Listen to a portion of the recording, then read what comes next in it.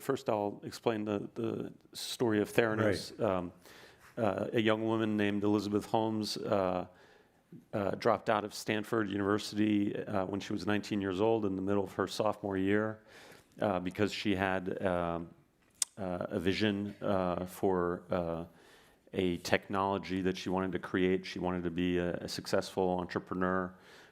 She very much wanted to follow in the footsteps of Steve Jobs, whom she admired. And the original vision was for a wristband that would have these microneedles that would draw minute amounts of blood from your wrist and diagnose you with whatever ailed you and simultaneously inject you with the appropriate drug and cure you.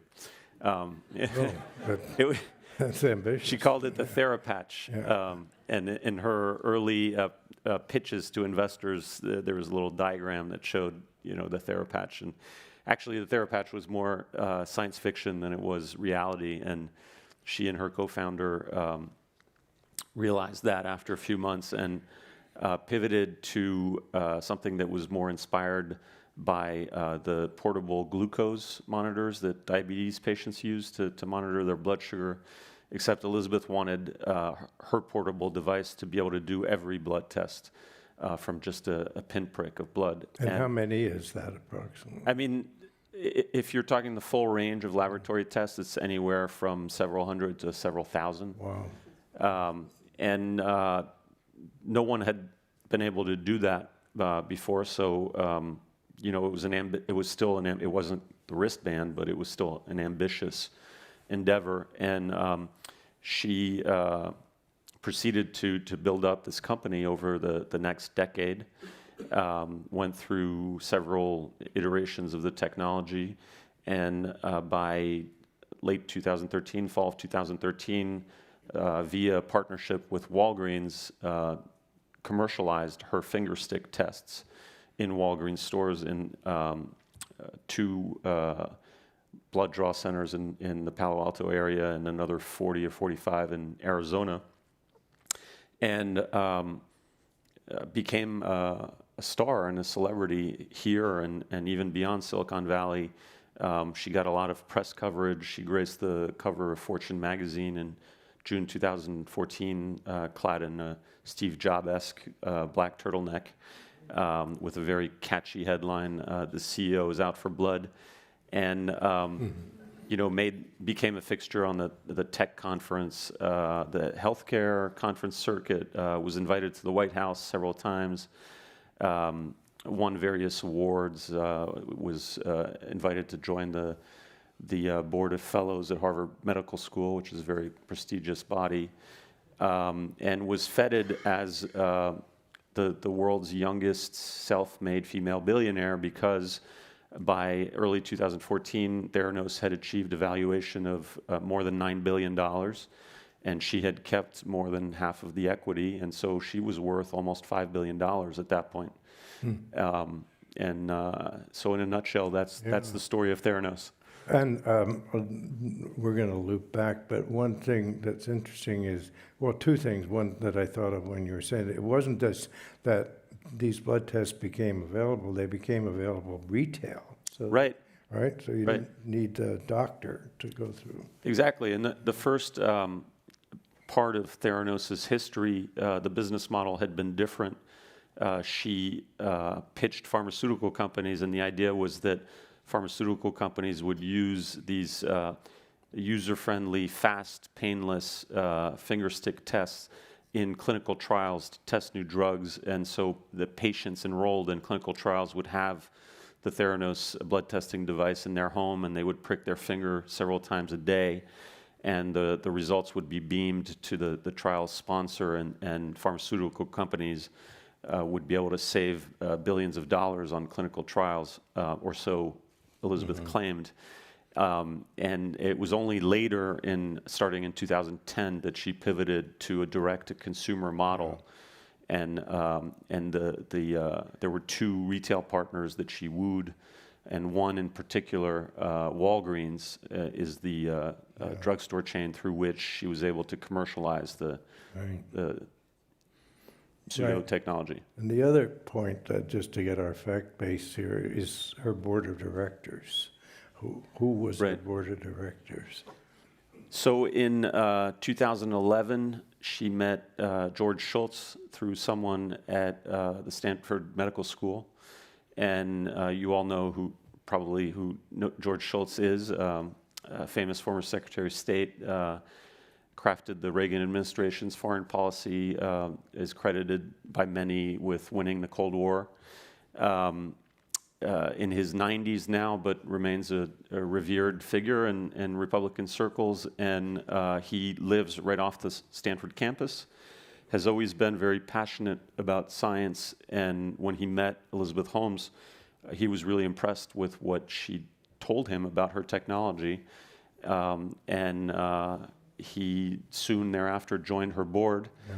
And then introduced her to his buddies at the Hoover Institution, the think tank on the Stanford campus, and that's how she got to meet Henry Kissinger and Bill Perry, former Secretary of Defense under Bill Clinton, Sam Nunn, Bill Frist, and some former military commanders like Admiral Roughhead.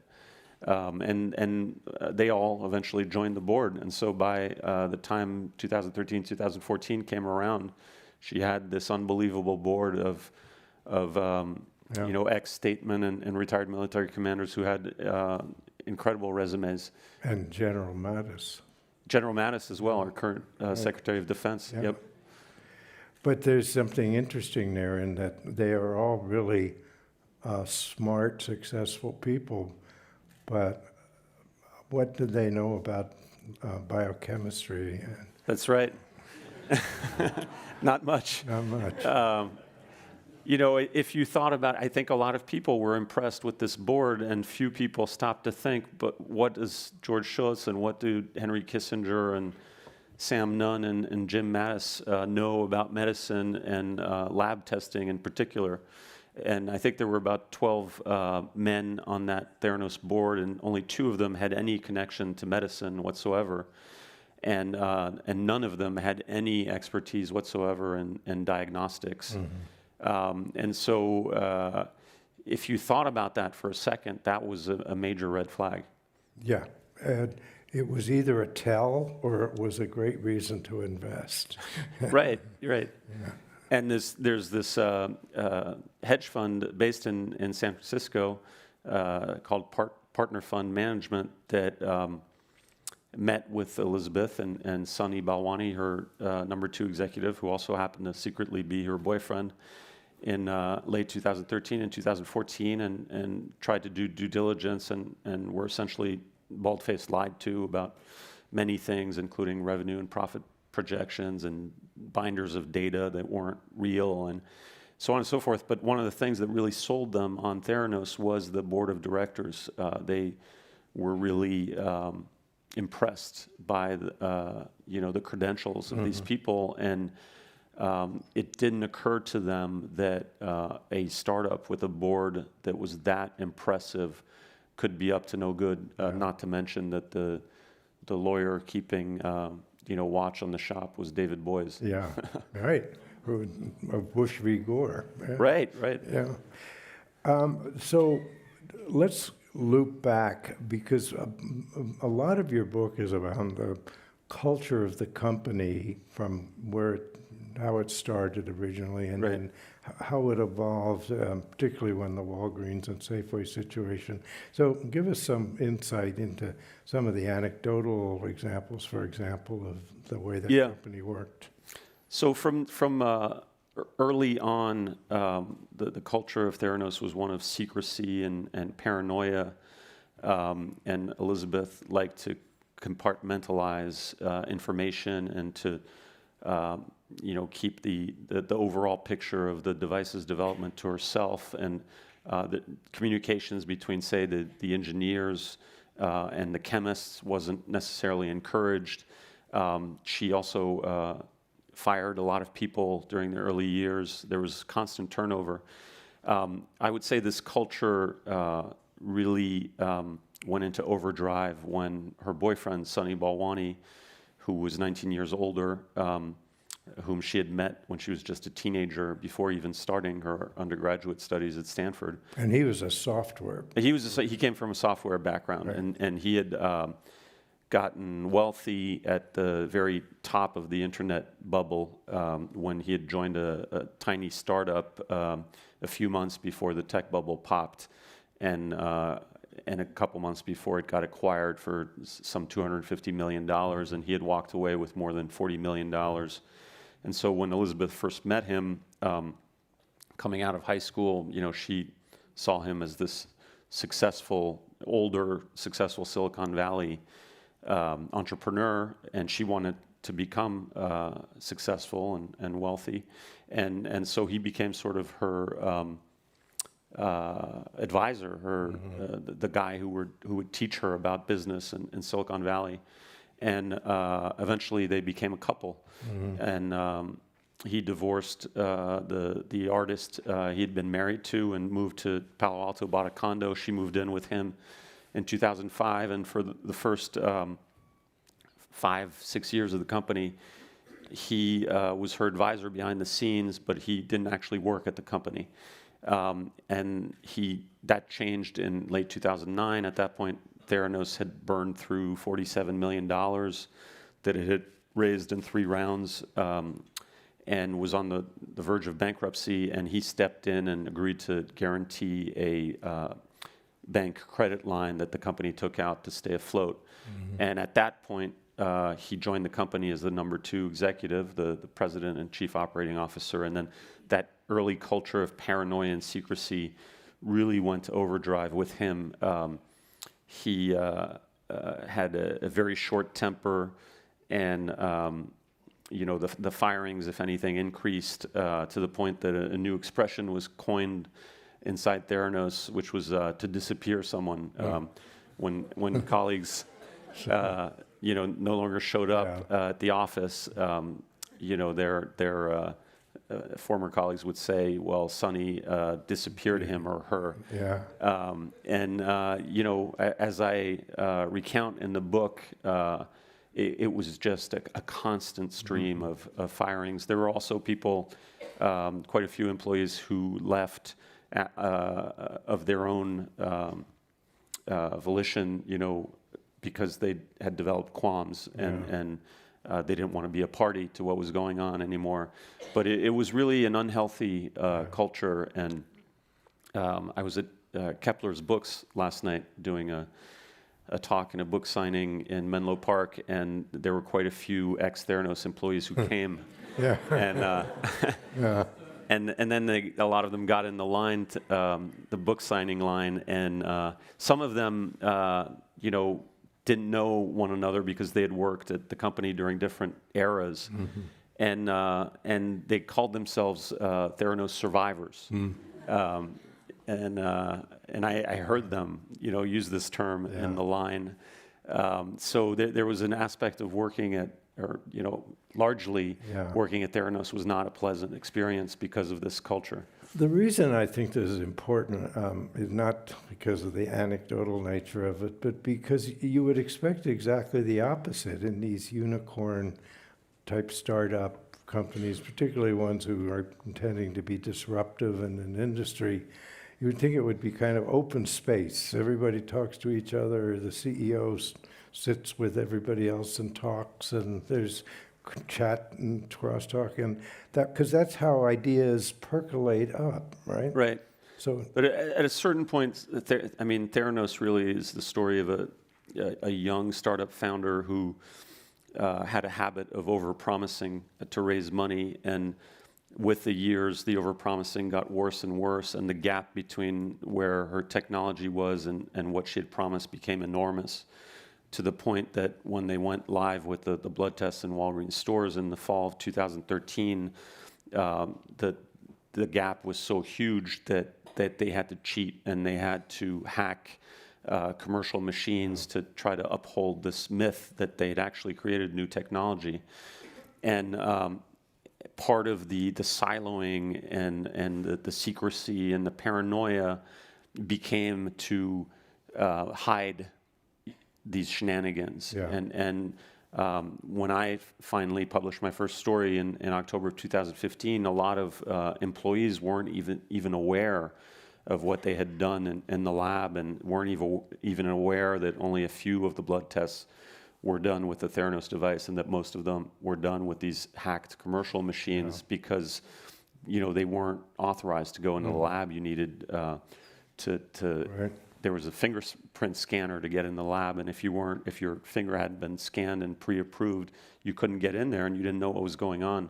So the culture became about hiding not just what they were doing from the outside, but also hiding from many employees on the inside what was going on.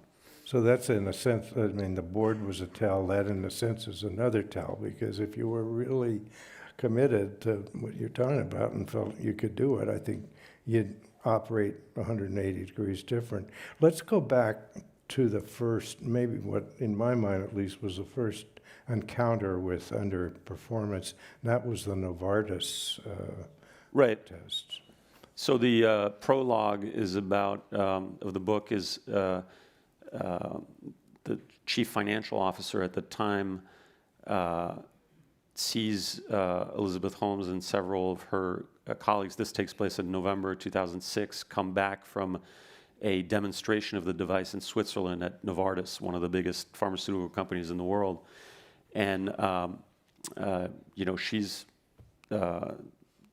excited and happy-go-lucky the way she usually is, but the employees who went with her are not, and they look like something has gone wrong. And so he wanders downstairs and he tries to figure out what happened, and he approaches Shaunak Roy, Elizabeth's co-founder, and Shaunak wasn't exactly sure what had happened in Switzerland, but after talking to him for a while, he gleans from Shaunak that actually these demos that they've been doing for investors who have been coming by the office, are not real, because the blood test results at the end of the demos are pre-recorded and not in real time. And the CFO at this point, who's been there 8 months, is stunned, because he's the one who's been bringing around all these investors and making projections. And he's under the impression that demos were real, and they're certainly under the impression that they're real, and he learns that they're not. And so he decides to confront Elizabeth and goes to her office and meets with her, and tells her that this is a line that they can't cross. That it's okay to be aspirational as a startup founder, but you can't essentially lie and mislead investors. That's securities fraud. And she, sort of switch is flipped, and she goes from happy-go-lucky to ice cold, and she looks at him and she says, you're not a team player. I think you should get out of here right now.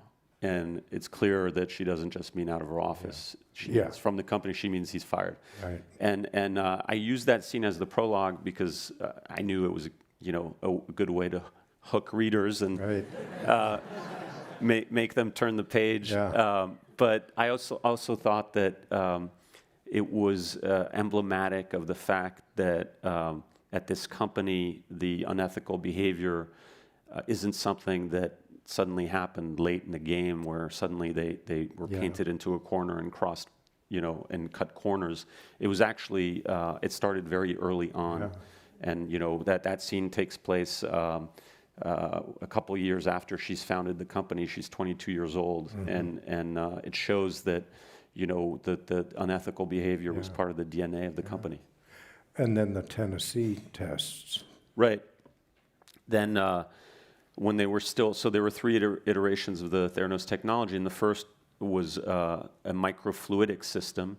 Microfluidics refers to the field that has repurposed the microfabrication techniques that were pioneered by the computer chip industry to move tiny quantities of fluids.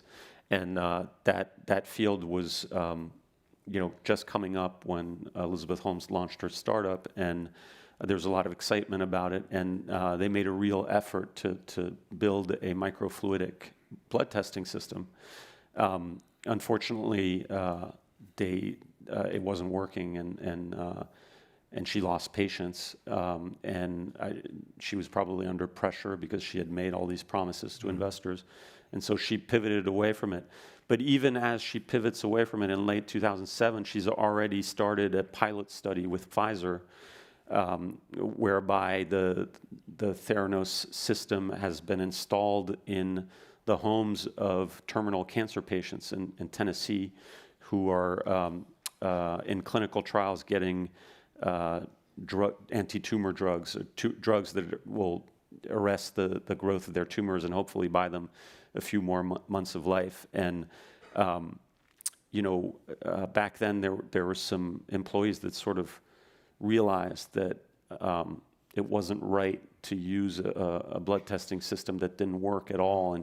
And granted, one thing to bear in mind is that back then the Theranos blood tests weren't used to inform the treatment of these cancer patients. It was a validation experiment, and they were to be compared with the regular blood tests that Pfizer was doing the regular way. But employees were still appalled that these terminal cancer patients in Tennessee were being put through these needless, finger stick draws several times a day for a technology that absolutely didn't work. And then in the middle of that pilot study, she pivoted away from the microfluidic platform and to what was essentially a glue dispensing robot. A Theranos engineer ordered a glue dispensing robot from a company called Fisnar in New Jersey, and that's made to dispense glue. Right, and affixed a pipette at the end of the robotic arm. The robotic arm had 3 degrees of motion, forward and back, left and right, and up and down. And he reprogrammed the robotic arm to sort of mimic what a lab scientist would do at the bench when he was testing blood.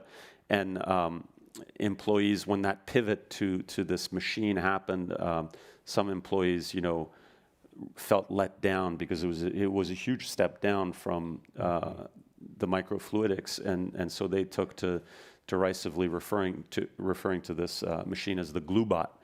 And but Elizabeth Holmes was excited about it. She had a well-known industrial designer named Yves Béard design a sleek black and white case for it to hide its innards, and it had a digital user interface. And she christened it the Edison after Thomas Edison. And this happened as they were, this pivot to what was essentially a completely different machine and a much more rudimentary one happened in the middle of this validation study using these cancer patients in Tennessee as guinea pigs, essentially. You remind me, actually, maybe something we maybe went over too fast, is that her whole model was based on using capillary blood as opposed to blood from your veins. Explain why that's such a big difference. Well, it's not just the fact that you're getting such a small sample of blood. It's also that capillary blood tends to be polluted by tissue from cells, and it's not as if you're drawing blood from the tip of your finger. You're just not getting as pure a sample of blood as you are when you're doing it with a needle from the arm. And one problem in particular with capillary blood is known as lysis. And when you're pricking the finger and then milking it to get the blood out, often you're putting stress on the red blood cells and they explode, and that creates more potassium. That releases potassium, and that creates more potassium than there otherwise would be in the blood. And so a problem that no one has solved with finger stick with capillary blood is the potassium assay.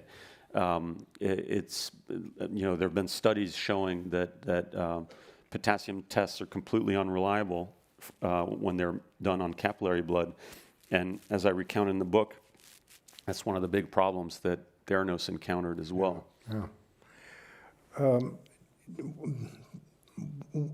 How do you interpret this obsession with Steve Jobs? So, well, first of all, you have the history of the Holmes family. Her ancestors were the Fleischmann yeast family. who were some of the richest people in America at the turn of the 20th century, and her father had raised her with the knowledge of their great success, but also with the knowledge that the later generations of the family had squandered the wealth. His grandfather had lived a very hedonistic lifestyle on an island he had purchased in Hawaii, and squandered most of the money, and then his son squandered the rest. And so there was, she was raised with, this notion that once upon a time the Holmeses had been wealthy people, at the top of sort of the. They were elites. They were the elites of America once upon a time, and that wasn't the case anymore. And so I think she had this desire to recreate that, and she was also Steve Jobs. In Silicon Valley, she was starry-eyed about it, and Steve Jobs was very much her idol. She revered Apple. And I think the enormous mistake that she made is that she modeled herself after Jobs and after basically the computer industry, after the traditional Silicon Valley tech industry. And instead, she should have modeled herself after perhaps the biotech cluster in South San Francisco, the Genentechs of the world that have been doing real medical science for decades now. But instead, she chose as her model the computer hardware and software industry, and it wasn't the right model.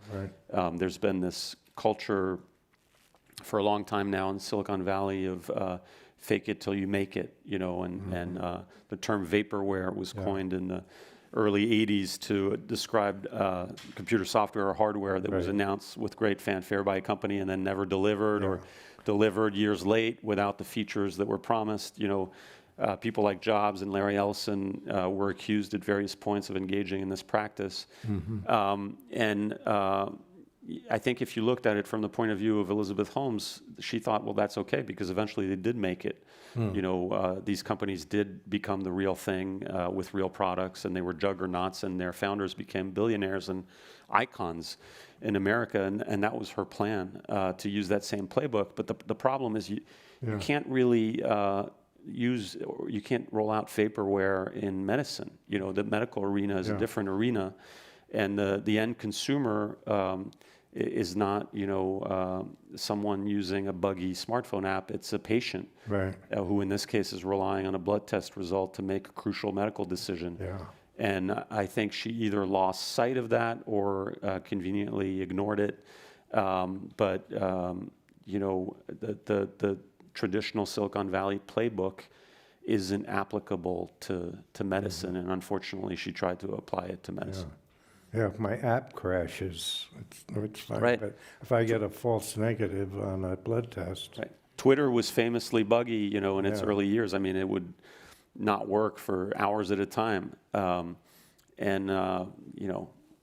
consequence was frustration on the part of its users, but it didn't put anyone in danger. So speaking of putting people in danger, I want to go to the Walgreens/Safeway part. We kind of have I think a general assumption that large institutions have checks and systems in place so that they don't get way out on a limb. How did Walgreens get where they did? It's one of the craziest parts of the story. There's a chapter in the book, I think it's chapter 7 of the book, where I recount, Walgreens' attempt at due diligence, if you could call it that, when Elizabeth and Sonny first approached Walgreens. It's early 2010, and they assert to Walgreens that they have this technology that can do hundreds of tests off just a drop of blood very quickly, cheaply, et cetera. In fact, the last iteration of the technology, the mini lab, they haven't even started working on that. They start working on it in late 2010. So anyways, that's a big lie. And Walgreens should have been able to figure that out, because they hired a laboratory consultant by the name of Kevin Hunter to kick the tires and to try to check out these claims and to try to do some verification. And he even flew out and met with Elizabeth Holmes and Sonny and other Theranos employees twice in 2010. And he started asking tough questions, and he started suggesting that they do things like a 50-patient comparison study with Stanford. Yeah. And Elizabeth and Sonny didn't like his questions at all. And after a couple months of this, they told his superiors at Walgreens, we don't want this guy in meetings anymore. They either had these in-person meetings about once a month or every week, these video conference calls, and they wanted him excluded from the meetings and from the video conference calls. And the unspoken threat was that if Walgreens didn't exclude Hunter from the meetings going forward, that they would walk away. And Walgreens was terrified that Theranos would walk away and then go to CVS, its arch rival based in Rhode Island. At Walgreens, people had this tunnel vision, which was we're in a battle to the death with CVS, and everything we do is we see it through that prism. And they were terrified that Theranos would turn around, go to CVS, strike a deal with them, and that then they'd be regretting it for the next 20 years. And so I think it's fair to say that the fear of missing out, otherwise known as FOMO, played unfortunately a big role in Walgreens dropping the ball and excluding Kevin Hunter. He remained their consultant for a while longer, but he was kept at arm's length. His role was really, they made it impossible for him to do his job. And as a result, Walgreens never really vetted the supposed Theranos technology. And then that was a really important part of the story, because everyone who came after assumed Walgreens, this blue chip company headquartered in Chicago suburb that's been around for more than 100 years, surely they've done their homework, right? Surely they've kicked the tires. They wouldn't be rolling out a medical technology that people rely on to make health decisions without having done their homework. And so everyone kind of assumed that Walgreens had checked this out, and therefore, if it was good enough for Walgreens, it's good enough for me.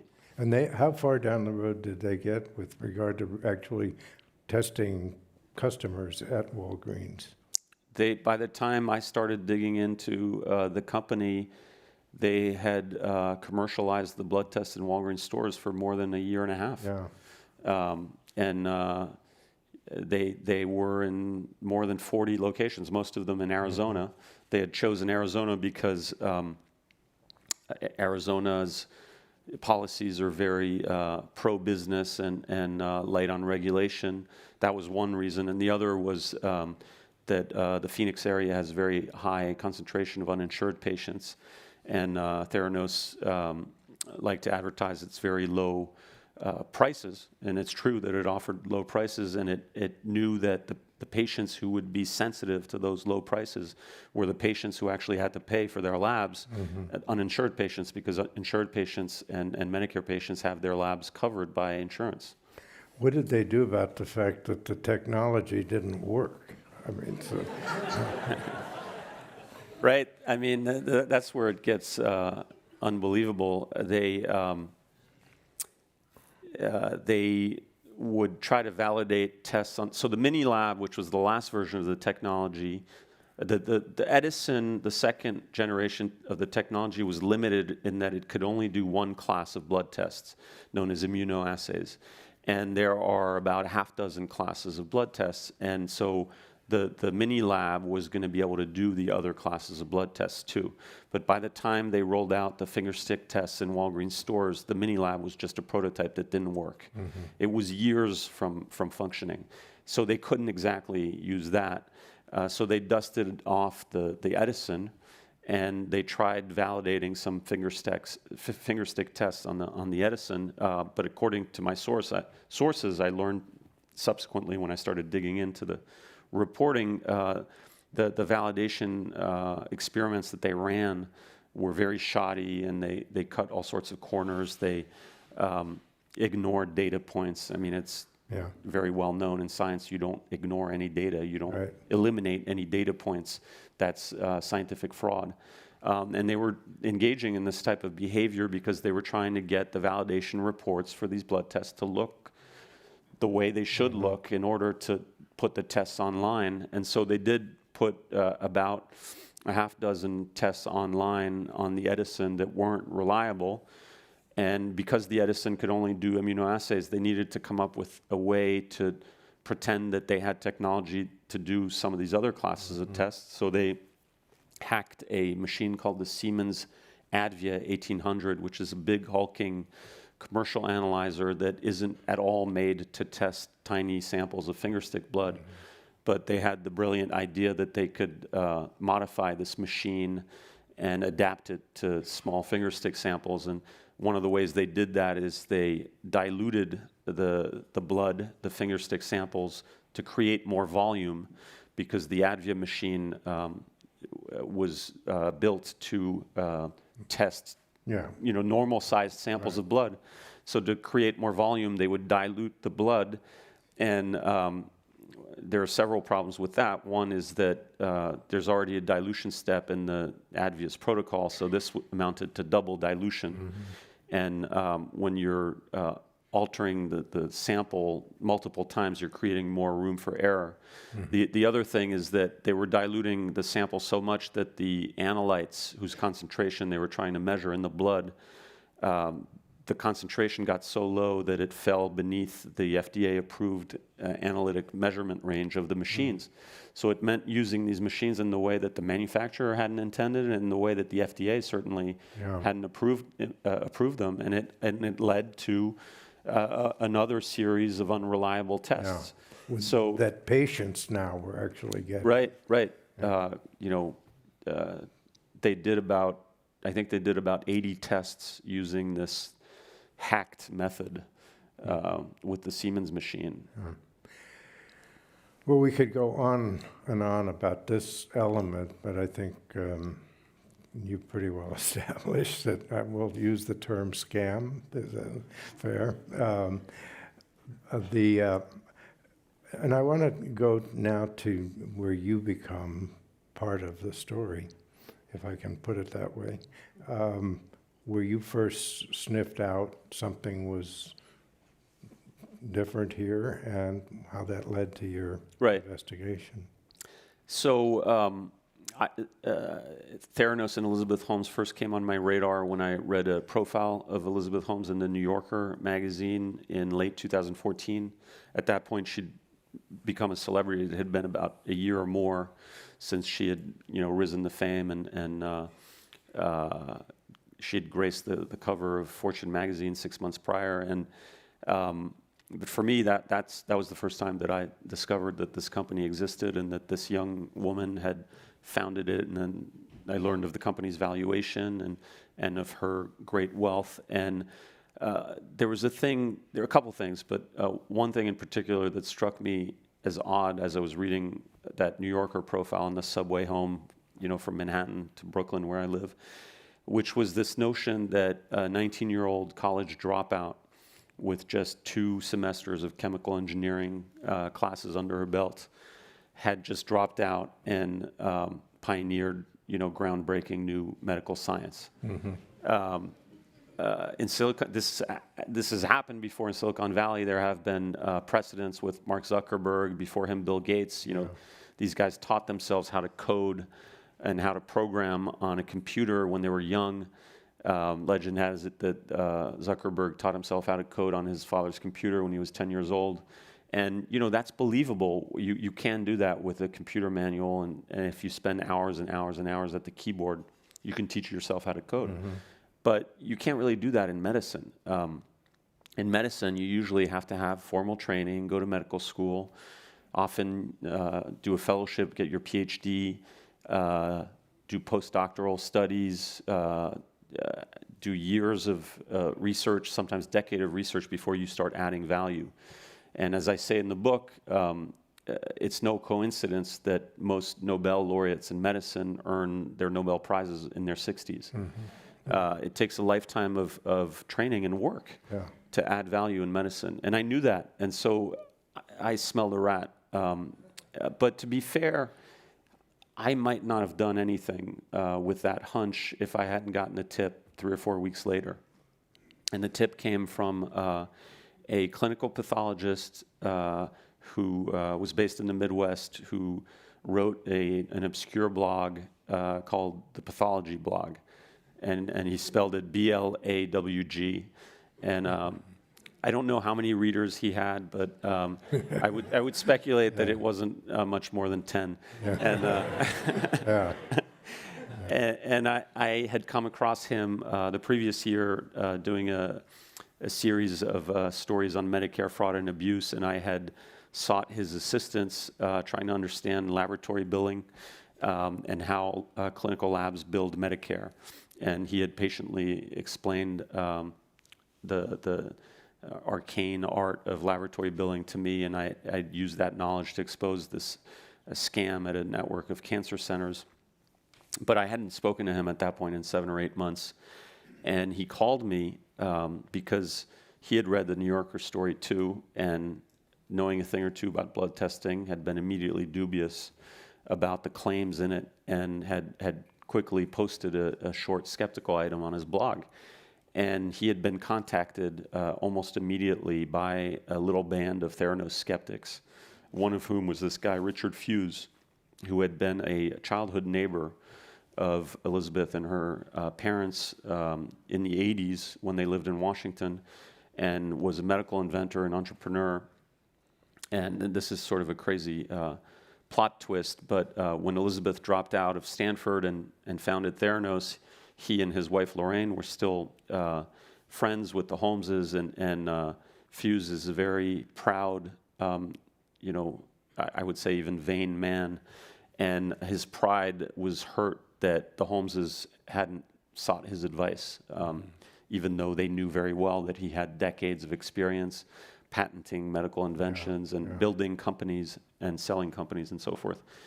And so, and at the same time, he thought Elizabeth's vision had merit, so he had gone on the Theranos website, checked it out, had listened to an interview she'd given on NPR in 2005, and had figured out that there was this one part of her vision that she probably hadn't patented, which was the alert mechanism to alert doctors when a blood test result is abnormal. And he had gone ahead and filed a patent and patented that. And, which is probably not a very nice thing to do.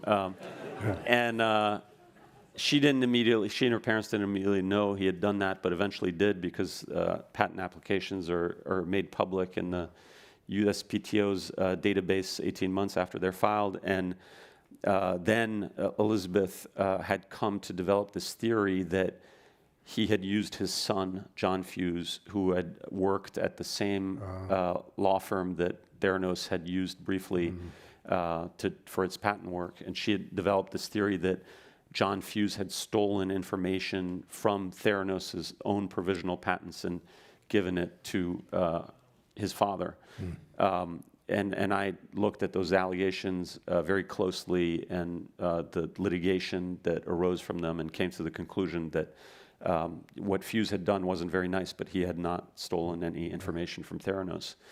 But she did sue him. She sued him in 2011, and that lawsuit, that litigation, went on for 3 years. And she hired David Boies to litigate that case. And throughout the litigation, Fuse, who had a background in medicine and was a trained physician, had become convinced that Theranos was a scam. And so he told, the pathology blogger of his experience and his suspicions, and it helped that he also had just made contact with an employee who had just left Theranos, who was the outgoing laboratory director. And so when I heard that, I was very conscious of the fact that the pathology blogger was like 3 times removed from any, primary information, and that Fuse himself, whom I talked to as well, was a secondhand source. But the fact that I was being told that there was a primary source who had just left the company and was alleging, all manner of wrongdoing, got me got my ears to The prick up. the lab director. The lab director. Yeah. And so from then on, it was, my mission was to get this lab director on the phone and make contact with him. And I did after a couple weeks, and he was terrified. He was being hounded by Theranos lawyers. He had sent a bunch of emails to himself, to his Gmail account, and they were pressuring him to delete them. He had hired a lawyer. She was not she definitely wasn't competent to take on his case and go up against Boyce Schiller Flexner, and so she was intimidated by the heavy-duty lawyers on the other side, and he was under all this stress, and so he would only speak to me if I granted him confidentiality, and so I did. I figured, all I had were rumors and innuendo if I couldn't get this guy to talk. And I promised him I would treat him as an anonymous source, and I would guard his identity, which I still do to this day, because he's identified in the book under a pseudonym. He goes by Alan Beam, which is not his real name. And during that first phone call with Alan Beam that must have lasted an hour or more, I learned about, the fact that very few of the blood tests were actually done on Theranos technology, that these Edison machines were faulty, that most of the tests were done on commercial instrument, that, that they had modified, that Elizabeth and Sonny were a couple and were hiding it from the board of directors, from employees, from the public.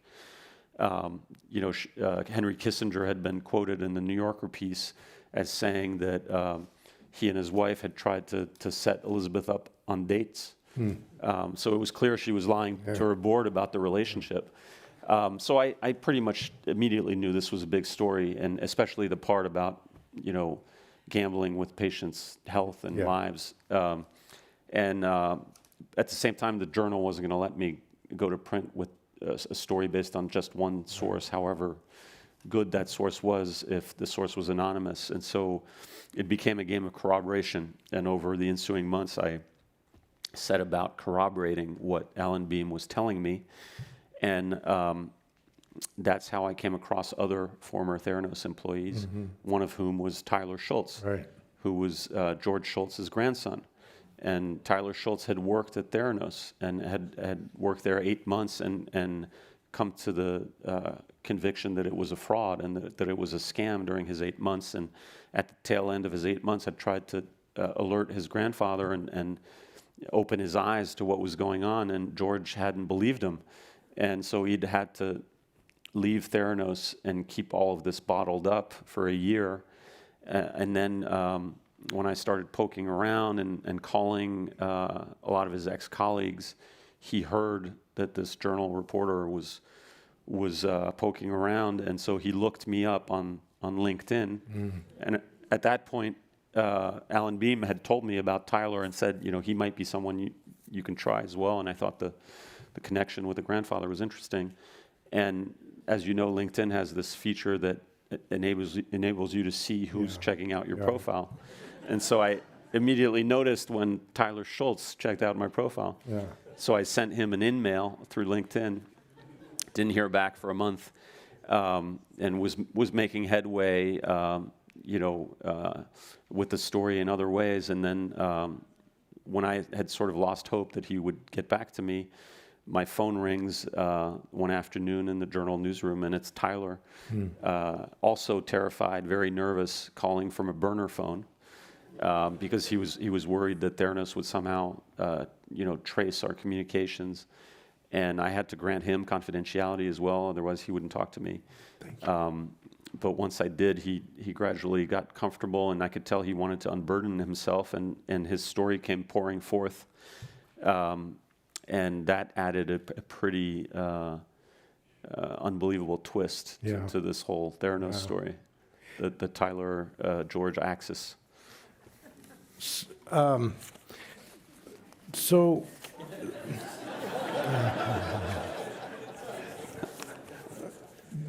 last part of this, though, is you finally decide to publish, right? Right. October 6, 2015. Yeah, and the company, Yeah. Tyler had good reason to be paranoid, and as did Alan Beam, because the company did eventually figure out that they were among my confidential sources and threatened them. And there's a surreal incident that's recounted in the book about the way Tyler was ambushed by Theranos lawyers at his grandfather's own house, and then had to withstand months of legal threats. Theranos wanted him to sign documents basically recanting and also naming my sources, and Tyler withstood this pressure and never caved. And so in large part thanks to him, I was able to go to press with the story in October of 2015. So what the last thing, I want to get to audience questions, obviously, because they're better than mine. But tell about how you were treated once you published the story. And, it's like... Yeah. So the story was published on October 15th, 2015, which I think was a Thursday, I think, and Elizabeth Holmes was in Boston for her first meeting of the Harvard Medical School Board of Fellows. And so she went on CNBC, and she did it from Boston. She spoke to Jim Cramer, and Theranos had let it be known that, she would basically rebut the Wall Street Journal article. At that point, I was already working on a second day story because I'd gotten wind before we went to bed with the first story that the FDA had inspected the company, but I hadn't gotten confirmation. And I was finally able to get confirmation the day that the first story was published. And so I immediately was on deadline with the second story. But she came on, Kramer, it must have been like 5 or 6 in the afternoon, New York time. And so that's that Mad Money program. Yeah. So I was standing over the shoulder of a page one editor who was editing my story, and we both stopped what we were doing and turned up the volume on the TV to see what she would have to say. And she played the role of the aggrieved startup Silicon Valley entrepreneur who is being attacked by a reporter in league with her competitors, namely Quest and LabCorp, and this entrenched duopoly that is pulling my strings. And then Kramer, although it's a friendly interview, does ask her about some of the allegations in the article, and she proceeds to dodge and bob and weave. And then the next day, or that night, she flies back to Palo Alto to address what is beginning to be a growing crisis, because then my second story comes out that reveals that the FDA has just done an inspection and has taken away from Theranos the ability to use its little blood vial, which effectively meant that Theranos could no longer do finger stick testing. Mm-hmm. And that evening, late afternoon, California time, she and Sonny gather employees in the cafeteria of the Theranos headquarters on Page Mill Road in Palo Alto, and she gives a defiant speech about how I'm just this biased reporter who's out to get her, and my reporting is seeded by competitors and by disgruntled employees, and how she's going to take on the Wall Street Journal. And the Wall Street Journal is a tabloid, she says. And then Sonny goes on, and he gives a sort of a defiant speech as well. And 3 months earlier, the FDA had approved one of Theranos' finger stick tests, this herpes test. And it had been a big moment of victory for Theranos, and they had celebrated in that same cafeteria. And Sonny had led the assembled employees in a I don't know if I'm allowed to say this word, but in an FU chant. Yeah. And the FUs had been directed at Quest and LabCorp. And at the end of now we're back to 2 days after my first story, and toward the end of Sonny's speech, one of the senior hardware engineers asks him if he can lead them in another chant. And everyone immediately understands what he means, which chant he means, and Sonny is of course happy to indulge him, and so they start chanting "F.U. Carryroo, F.U. Carryroo," and then about a week after that, she came to our technology conference in Laguna Beach.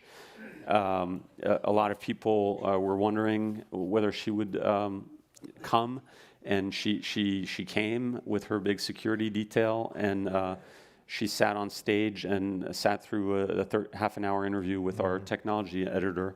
And there was so much interest in the story at that point that the journal live streamed it on its website, and I couldn't go out to California, so I watched it from the newsroom in New York, and she told one bald-faced lie after another over the course of that half hour, and I was really, I suspected that she would come out swinging and that she would deny, but her willingness to lie in public in front of an audience and really say things that were verifiably false, I thought was stunning. And yeah, so the early parts, the early weeks after the story were, the response was that the Wall Street Journal is wrong and we're fighting this, and you know, John Carryroo is a rogue reporter.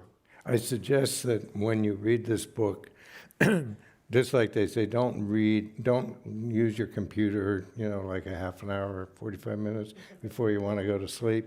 Don't read the latter part of this book before you want to go to sleep. It gets to real John le Carré page turner. I want to go to the audience questions because they're really good ones. I'm not going to be able to get to all of them, but I'm going to try to consolidate some themes here. One of them, I think, suggests that a lot of scams start off as scams. Yep.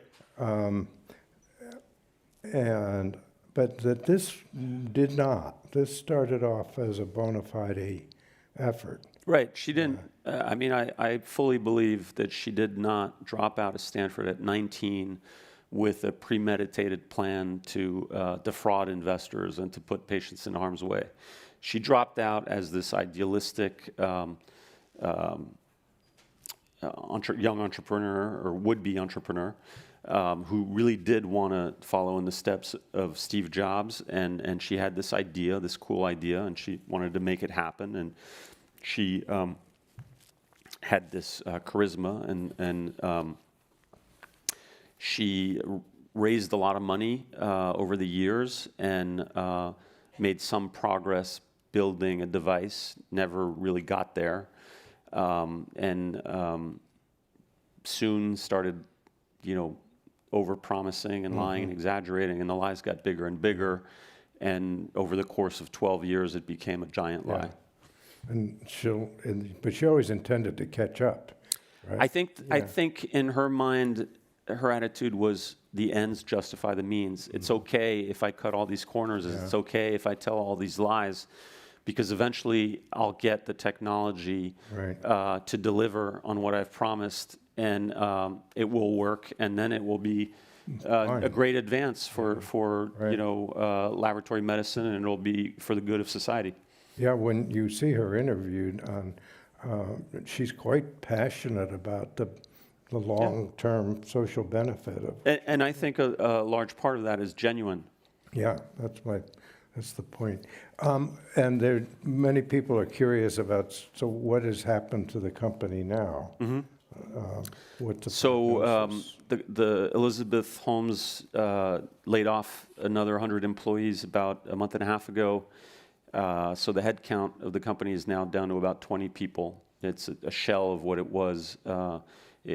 When I started digging into the company, it had 800 employees and had this beautiful new headquarters on Page Mill Road in Palo Alto. They have long since abandoned that pricey real estate, and now the 20 employees left are in a manufacturing facility across San Francisco Bay in Newark. The SEC has charged her and Sonny and the company with fraud. She settled the fraud charges without admitting or denying wrongdoing. She was fined $500,000, relinquished most of her shares and her controlling interest in the company, and agreed to a 10-year officer-director ban in a public company. A lot of people feel like that's a very light punishment, given the magnitude of the wrongdoing, and that it's really a slap on the wrist. And to those people, I say, don't forget that there's another investigation that's ongoing, a criminal one, spearheaded by the U.S. Attorney's Office in San Francisco. I'm told that's pretty advanced, and that criminal charges are very possible and even likely. In terms of the company probably has another 2 months before it runs out of money, and then will be liquidated. I expect it to cease to exist by August. And another kind of overarching question that appears here is, what have we learned from this? I mean, the VC community, what have they learned? The Walgreens, and everybody was affected by this. Are there takeaways? Right. I mean, I think that in recent years we've come to lionize, these tech entrepreneurs who create these companies and become fabulously rich, and whose creations do impact our lives. When you think about Facebook and Twitter, Right. These are products that we use every day, and we tend to forget that these are young people, barely adult. She was 19 years old when she dropped out, basically a kid. With the amount of money that's gushed into Silicon Valley, in large part because the Fed has kept interest rates at rock bottom for 10 years after the Great Recession, so people were no longer able to get returns from traditional investments like bonds, and so I think that contributed in a big way to this enormous flow of money into Silicon Valley, and people like Elizabeth Holmes and these young founders were able to dictate the terms and to do whatever they wanted, and to, in Theranos' case, keep more than 99% of the voting rights. The board the board of directors couldn't even reach a quorum without her. I mean, that was not a real board of directors. It had no power whatsoever. And it's also given rise to this situation where these companies, because they have access to so much money in the private markets, put off going public for a long time, and are able to continue operating not in a transparent way, at least not as transparently as they would have to if they IPO'd and they suddenly had to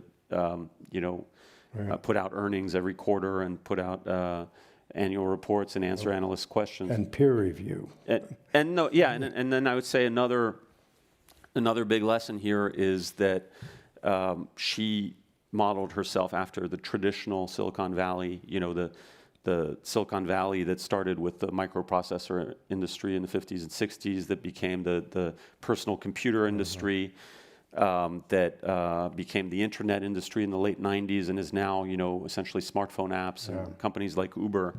But that's not medicine. And increasingly there is a convergence between traditional tech and health, particularly with AI coming in. Right, and so increasingly there's going to be this convergence, and I think the Theranos story is really a cautionary tale to tech founders and VCs and everyone involved in this health tech space, that you always have to remember that when you're building a device that is ultimately a medical device used for medical decisions, that your end customer is the patient, and that you should always have the patient in mind, and that vaporware doesn't fly. Right, or the blue screen of death. Yeah. The last question, because one of the lingering, and from here again, one of the lingering thoughts that she had, which was really a paradigm shift in medicine, was the retailization, I'll call it, of blood testing, so that we could go to Walgreens and find out what our cholesterol level is or whatever we were interested in. Is that going to occur, do you think? I mean, that was not necessarily a bad idea. One of the ironies of the Theranos debacle is that Safeway, invested $350 million in remodeling the pharmacy sections of its supermarkets, and for years now, these little clinics have been empty. But in the past couple of years, Sonora Quest in Arizona has reached a partnership with Safeway and is offering blood tests to retail consumers. Hopefully, Sonora Quest is, their results are more reliable than Theranos. One thing to bear in mind about Theranos is it liked to, and Elizabeth liked to advertise how low the prices were, but that was a fiction too. It was not a fiction in the sense that Theranos wasn't offering those prices. It was, but what was a fiction was that the company, that was a business model that could work and that the company could actually make money that way. There really was no secret way that Theranos was going to make those low prices profitable. It had the same costs as other labs, and in lab testing, there are enormous costs of equipment, costs of personnel, cost of shipping. The blood samples is an enormous cost. And regulatory costs. And regulatory costs, and Theranos had made none of those costs really go away. So. That was a mirage. The low prices were not something that was sustainable. Well, we are out of time, but there's two ways for you to follow up on this. Number one is get this book and read it. And the second is wait for the movie to come out. Tell us who is. Thank you very much. Yep. Yeah, thanks.